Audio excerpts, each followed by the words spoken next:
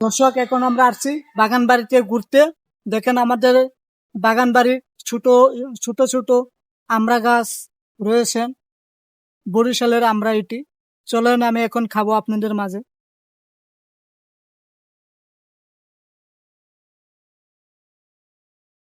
দেখতে পাচ্ছেন আমরা অনেক অসাধারণ এটি ময়লা। এই যে আমরা দেখতে পাচ্ছেন আমরা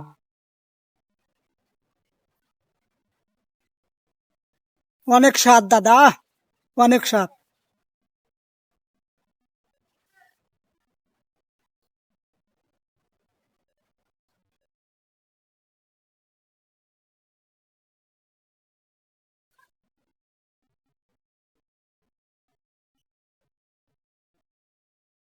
অনেক স্বাদ, অনেক স্বাদ।